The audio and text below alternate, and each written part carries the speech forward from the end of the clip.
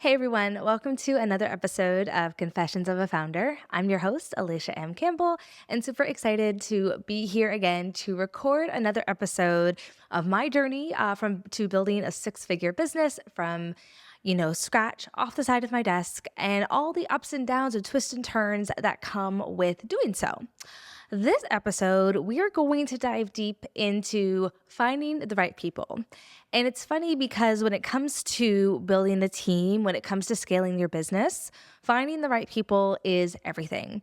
That becomes a key element to how you are positioned in your market. It becomes a key element to how you get your work done. It becomes a key element to how you enjoy your work.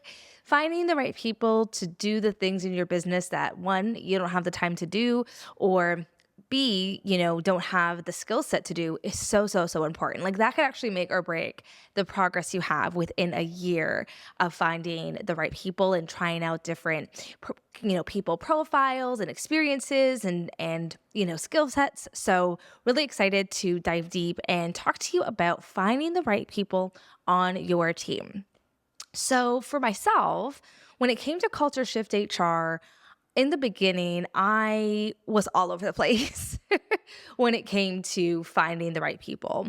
At the time, I was talking to a few individuals who had scaled their businesses, and I knew I knew two things. One, I needed someone to run my back end. And back end is a fancy word, or maybe not so fancy word, is like your operations. So when you think about like your systems, maybe your website, your accounting software, like your back end to make all the things function and run. So I needed someone to run my back end.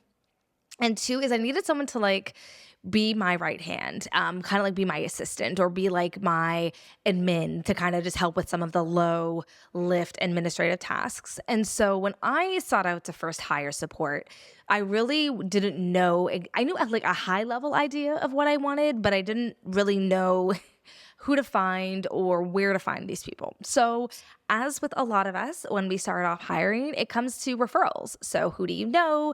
How is that person doing for them? Are they successful and being good at their job and what they do for other people that you know? And so I went to my network, and that was the first way that I kind of got into the hiring kind of pool. Well, I went to my network and I said, hey, everyone, I'm looking for someone to handle my back end. So like an operations manager, an operations lead, someone to kind of just know what to do and can do it and doesn't need to like have any like hand holding. And then number two was an executive assistant, but I didn't need someone that was with me. I needed like someone virtual. So by having those two things at first and kind of putting that request out, I got a lot of referrals back and, a lot of like names thrown at me, which was really overwhelming because again, these are people that you hope do a good job in your business, that, you're trusting the referral who passed this name on, that if they do a good job for them, they'll do a good job for me. And so you got to try. Like, I think the biggest thing with hiring is that you have to try something. You're never going to get the perfect person. And we're going to talk about perfect people in a second. But you have to, one, have people that are with you where you're at in your business, which is really important. And two, that can also grow with you in your business. And that comes back to my note on like perfect people, because I actually come from a recruitment background. That's how I actually got my start in like the HR industry. I was a recruiter for a couple of staffing agencies before I went in-house and before I went on that HR pathway. And when I say you don't need the perfect person, what I mean is that you need the person based on one, where your business is right now, and two, that can grow with your business. So what do I mean by that? First and foremost, if you're looking for someone that's a back end person and you got like some, low lift systems, maybe you have like, a MailChimp system framework, or you have like your QuickBooks, or maybe you have like your project management system. You can use someone that is pretty familiar with those tools and can kind of get you the data, the insights, the reports, and things that you need quite easily. You don't need someone that has 10 years of experience in a project management system because their skill set is probably a little bit too advanced for what you need and might, convolute things a little bit. Now, this isn't to say that that is everybody across the board, but what I'm saying is that if you're like, hey, I need someone who knows how to use Asana or ClickUp, 2 years experience, setting it up for a team, delegating tasks, making sure tasks are completed, etc., that you could find someone quite easily without overcomplicating things. So that's what I did. I found my virtual assistant, who is still with me to this day, and I found my OBM, which is another, again, term for online business manager, which is another term for like operations manager. You are going to find a lot of terms in the world of work in terms of like finding people, staffing people. I would say if you're like, oh my gosh, Alysha, what are all these titles? Virtual assistant, executive assistant, OBM, operations person, lead, manager, all the things, Google it. I would say find some core job descriptions that you can kind of leverage and utilize to help you streamline for yourself what exact skill sets, what exact experience you want this person to have. So that is always a good starting point because it says, okay, if you find an online job description, you can say, I want them to have this skill set. I don't want them to have this. I want them to have only 1 year experience of this, but 5 of this. So it kind of helps to pin down what you need when it comes to these roles. So that's kind of what I started off with. And that got me through my first, I would say, year at CultureShift.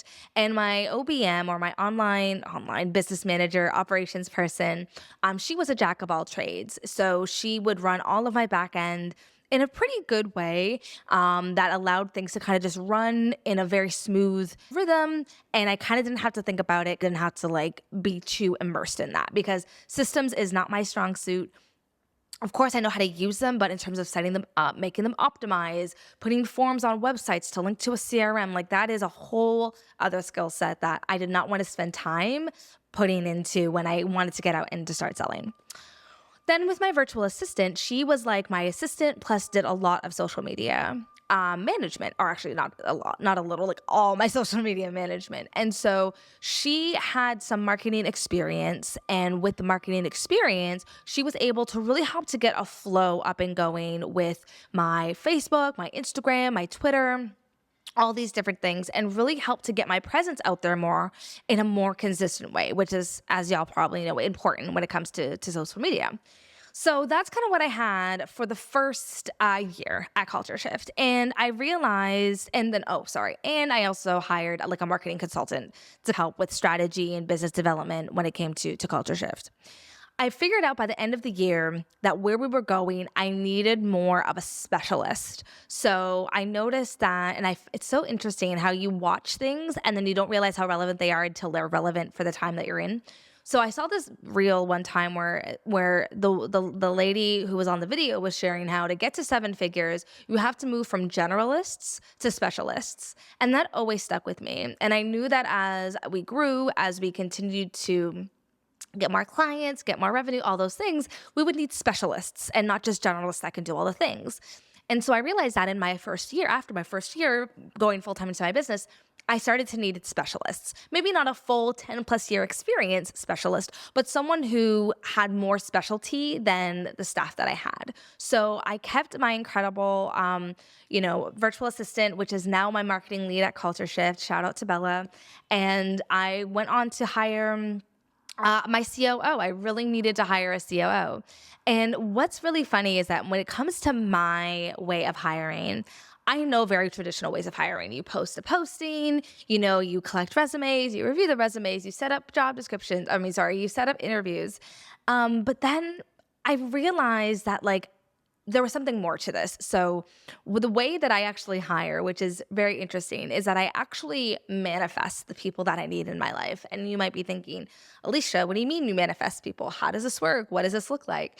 We'll get into a whole separate session on spirituality and business and my journey in that. But for the sake of this podcast episode, the way that I manifested, really not just my COO, but my whole team, was I first got really, really clear on what I wanted. So it was really evident based on the year that I had, kind of where the skill set was lacking and where I needed more robust support. So I created a job description and created like what I wanted Culture Shift to look like over the next 5 years and how this person would be pivotal in helping to make that a reality. I knew that they needed an operational background, strategic background, they needed help with revenue operations, and I just poured everything of what I knew I needed this person to be and like their skill set and their attitude and their personality and what was going to work for myself and Culture Shift. Lo and behold, and you're going to see a pattern here, which is so funny as I share this story. Lo and behold, 2 days later, I'm in, I think, a Facebook group for operational professionals. And I see this girl, or I shouldn't say girl, like she's a little, like I see this professional, April, and she was a fractional COO. And I reached out and I said, hey, this is what I'm looking for.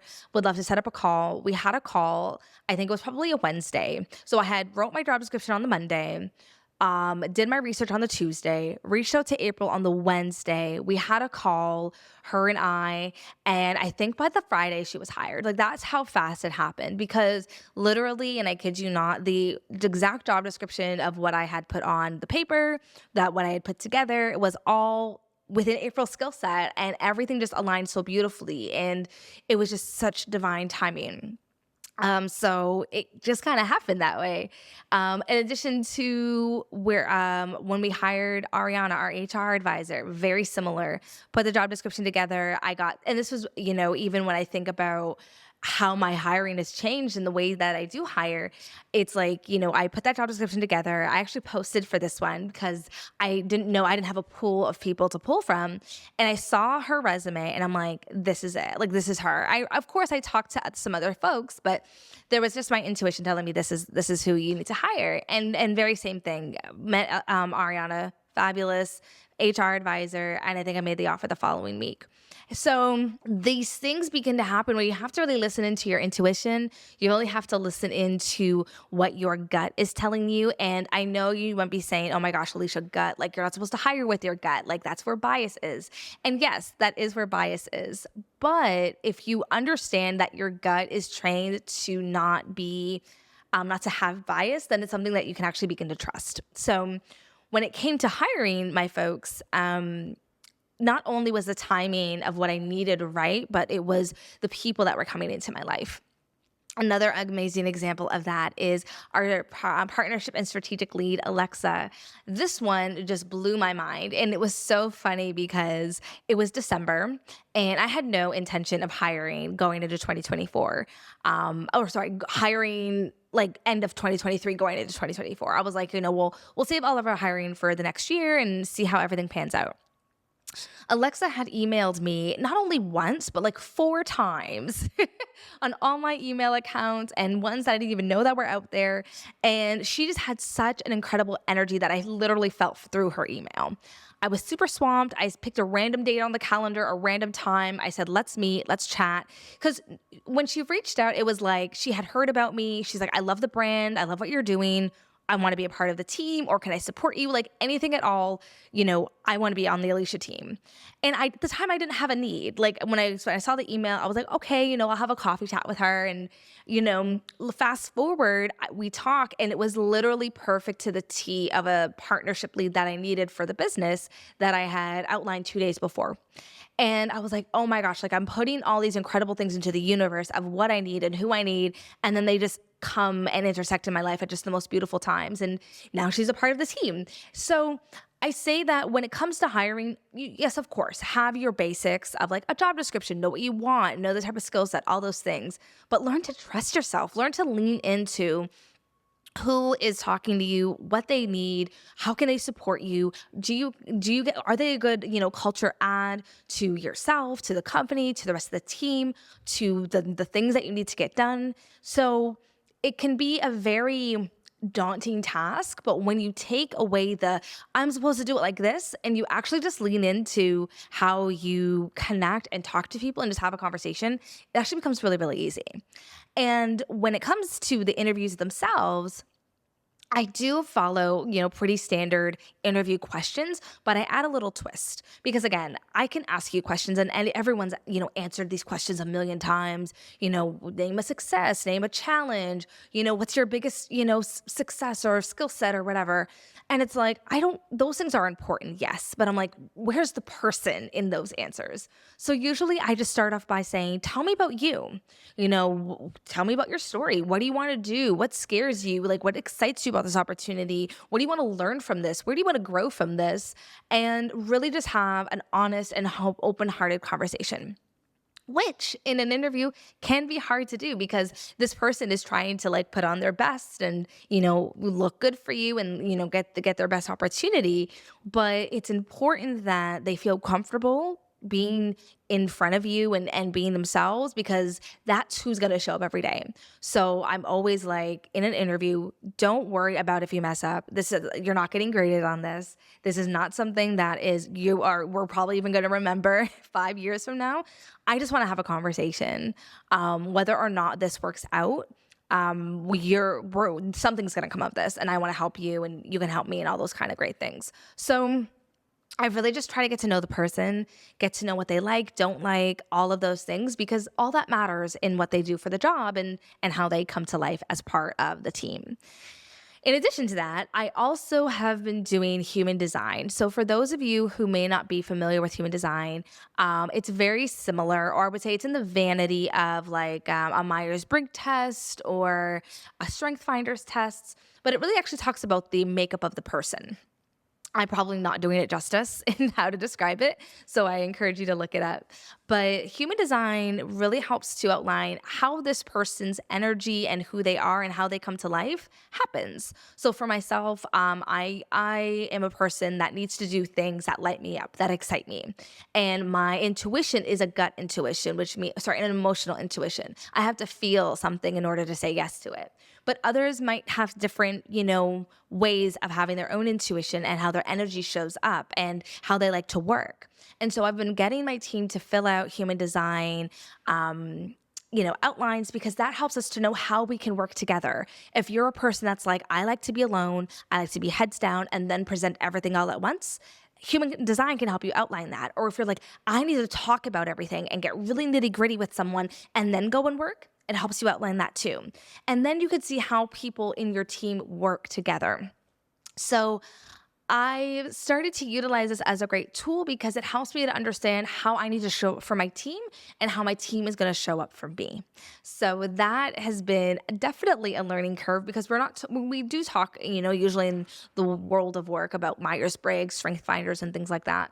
But we don't talk too much about the woo-woo or the spirituality elements of what makes up a person. And I'm starting to integrate that into my business a little bit more. And it's just been a really amazing journey because I'm getting to know, my staff gets to know themselves even deeper. And then I get to know them a little bit differently as well, which makes all for just a great culture, a great camaraderie, and really just a great team vibe, which I absolutely love.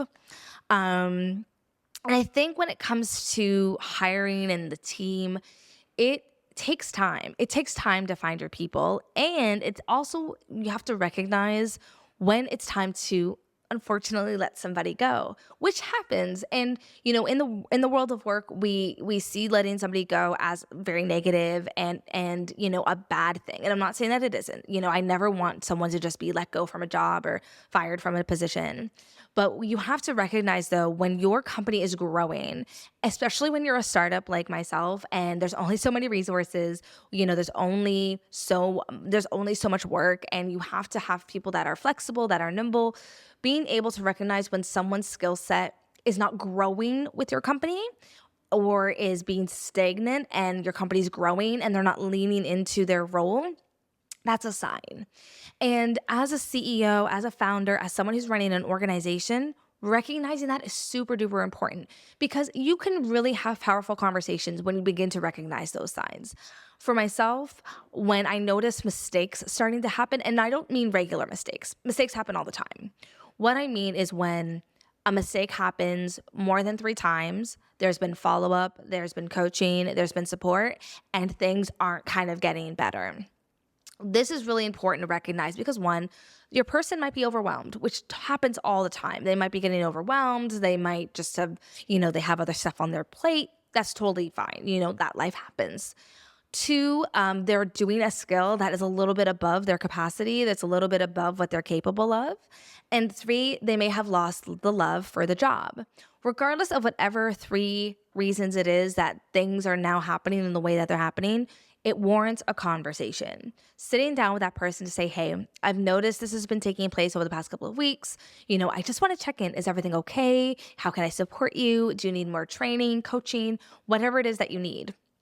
Because in the short of it, the person probably just needed a little bit of a beat. Maybe they needed a day off or two to just kind of, work through whatever was happening and then kind of come back full steam ahead. But sometimes you'll realize in those conversations that people are like, as much as I love this job or as much as I love being here, this is outside of my capacity, or I'm being stretched in a way that I don't feel comfortable or confident in my skill set. And then you as a CEO have to ask yourself, okay, do I get them training? Do I get them support? Like, what does that begin to look like? And then is that going to drain resources on other things? And then three is that sometimes the role just outgrows them, and that is totally fine. That happens. Sometimes people are comfortable in their lane, and when it gets beyond their lane, they feel like a fish out of water. And I say that to say that as CEOs, and I'm preaching to myself here, we can get very uncomfortable having those tough conversations because they suck. They really, really, really suck. But by doing that, you can open up a dialogue that allows your person to feel like, okay, it's not that they don't want me here. It's not that I'm not putting forward great effort, but maybe this role has grown or expanded beyond my capacity. And maybe there's another way I can lean in, or maybe there's another way that I could venture and find something else to do.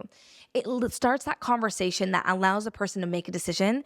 Do I want to be here? And do I want to keep putting in the work in a way that's going to align to the needs and the work of the organization? So don't be afraid to have that conversation. Don't be afraid to, be honest with yourself.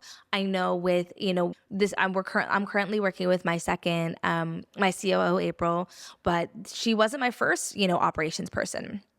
And that other person, well, I had to have the tough conversation. And it was something I avoided for a month. I knew in my gut I had to have that conversation. I knew that this was getting in a place for her that wasn't aligning to her zone of genius. And I had to out of respect for her and out of respect for my business, we had to have that conversation. But what I did was I referred her to tons of other people because she was good for what she did at a level that I needed her for at that time. I think I referred her to 5 other people, 4 of them hired her, and she had a full roster of clients because she was a fractional operations manager. And she was very grateful. And I was grateful that I could help her and I could, continue to help support her business as she was supporting mine. So not all these things have to have a sad ending. Sometimes when you keep the wrong person in the seat for too long, it actually starts to have a detrimental effect on your business. And as much as it hurts or as much as it's uncomfortable, having a real conversation, having a heart-to-heart is so important in times like these. And you're going to find that you're going to get exact more clarity on what you need. You're going to get better clarity on the next person you need to hire, and you're going to get the right support. And that's okay. When you think about large organizations like an Apple or an Amazon, when they started out, besides the CEO, the person who was just maybe getting shipments out, is that the same person that's doing logistics or chief logistic officer at Amazon? Probably not, because they do things at such a rapid and global pace that probably that person who started out of the garage isn't in that capacity anymore, or they've moved on to another opportunity. So signs of growth could show up in different ways. It could show up in revenue. It could show up in the growth of your team. It could show up in the change out of your team. And recognizing those things and not beating yourself up about it is important. And recognizing those things is super important as well. So that is kind of insight into my experience with, growing a team, identifying a team. And I think that when you are in a space where you start to build your team, integration is so, so, so important. It's important because what you need to recognize is that, okay, great, cool. You found your person. I found, 4 incredible people that work and support my business every single day. But them doing their job and them actually being a part of a team and creating culture, totally two different things, because you have to remember, a culture is the creation of people coming together through aligned mission, values, and beliefs in the work that they do. What that means is that if someone is working on marketing, they need to feel like they're a part of the culture because their marketing is helping to create, the outward branding of the business. If you have someone who's in operations, they're making sure the back end is working, but they're also contributing to the culture because it's helping to keep things organized and streamlined and all of those great, amazing things. So, how does this all come together? How do these people even begin to work together and connect together and communicate together? That's another thing in and of itself. And this is something, and I even preach this to my clients, you have to be so intentional about creating culture. So intentional. I don't care if it's you and one person. I don't care if it's you and 10,000 people. You have to be intentional about culture. And the reason is because when people come together and they communicate and they work together and they collaborate, you have to recognize two things. One, people who do work, they work, although we say in the world of work, don't take things personally. You have to remember that when people put their time into an activity or their time into work, that is them in the form of their output. It is personal to them. That's them saying, I'm doing a good job right on the paper. It's them presenting their best selves. So it's hard to not take work personally because it's you. It's you showing up. It's you being your best. And number two, you have to recognize that the way that your culture is actually going to manifest itself on the outside as much as it's going to manifest itself on the inside, which is super important. So if you're chaotic on the inside, your team members aren't getting along, communication isn't strong, things are falling through the cracks, that's really important to know because that means that's what your clients are experiencing. So if you can align your culture to be cohesive, smooth, enjoyable, fun, exciting, innovative, whatever it is you want your culture to be associated with, that's the feeling your clients are going to get as well. So how do I do that? I create transparency and communication. That is A1. You have to communicate with your team. You have to communicate and share the vision. You have to share the mission. You have to share progress updates. You have to expect and relate what the expectations are so that they can go out and fulfill those needs. Number two, you have to create space for them to talk to one another. Whether that's having a social Friday call, whether that's having sub-team meetings to talk about marketing or operations or finance, whatever that might be, but bringing people together to connect and communicate on things that relate to one another, super duper, super important, meaning relate to one another in terms of their jobs. That is key because they are going to take your cues from you. If you are transparent, if you are open, if you are honest, if you are relatable, they are going to let their guard down and they are going to feel relatable and open and honest and all of those key things, which is so important when you're building a culture. So creating those opportunities for people to come together, share who they are, share their likes, their dislikes, the way that they like to work, all of those key things, super important. Creating space for them to come to you and ask you questions about, what's going on in the business. How can they lean in? What does support look like? All of these things come together to create a beautiful, dynamic culture that allows them to show up in a way that you need them to, in a way that allows them to be their authentic self as well. So when you think about how do I create a culture, I want you to think about how can you create a space where people feel vulnerable, but they can bring their true selves to work, where they can be open, where they can be honest, where they can do their best. And honestly, you as the CEO or the founder to get out of their way to do it. I had to recognize this the hard way where I was realizing I was getting in the way of my team members. I was getting in the way of not allowing them to do their best. And I was probably shooting down ideas way before they even had a chance to sprout. And the moment I recognized that, one, I apologized because that was never my intention. And two, I got out of the way. So I say that to say your team is going to mimic and mirror the actions that you show to them, to one another as a group. And number two is that you have to be able to be open and vulnerable yourself in order to expect that from a team, in order to expect that from others around you. That is how it goes. Someone is not going to fully be able to be open and sharing if they feel like you're closed off and not communicative. So create the space by being the example and then invite others in to partake with it as well. that was a lot. And all of it is so important, and all of the things coming together is so key. But I think the biggest thing to take away from this episode is to recognize that unless you try, you won't really give yourself an opportunity to find the right people for your team.